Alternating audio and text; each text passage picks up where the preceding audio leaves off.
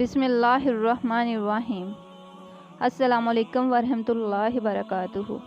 محترم ناظرین، مچھلی کو ذبح کیوں نہیں کیا جاتا؟ حضرت علی رضی اللہ تعالیٰ عنہ سے کسی نے یہ سوال کیا۔ ایک مرتبہ حضرت علی رضی اللہ تعالیٰ عنہ مسجد میں حلال اور حرام کے بارے میں بتا رہے تھے کہ جانوروں کو پہلے ذبح کیا کرو، پھر حلال ہوتا ہے تب کھایا کرو۔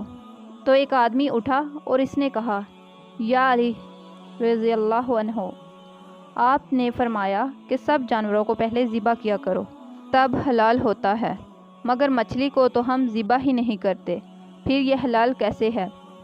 حضرت علی نے فرمایا، اللہ تعالیٰ نے جانوروں کو ذبح کرنے کا حکم اس لیے دیا کہ جب ان کو ذبح کیا جاتا ہے تو جانور کا سارا خون جسم سے باہر نکل جاتا ہے۔ اگر وہ خون نہ نکلا ہو یا نہ نکالا جائے تو اس جانور کی سب بیماریاں انسان میں داخل ہو جائیں، اس لیے اللہ تعالیٰ نے اسے ذبح کرنے کا حکم دیا ہے۔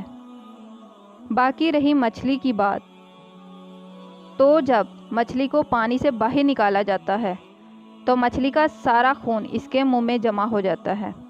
انسان اس حصے کو کاٹ کر اس سے الگ کر دیتے ہیں، اس کے بعد مچھلی میں خون باقی نہیں رہتا، اس لیے اللہ تعالیٰ نے مچھلی کو ذبح کرنے کا حکم نہیں دیا ہے۔ محترم ناظرین، اگر آپ کو آج کی ویڈیو اچھی لگی ہو تو اس کو لائک اور شیئر ضرور کریے گا، اور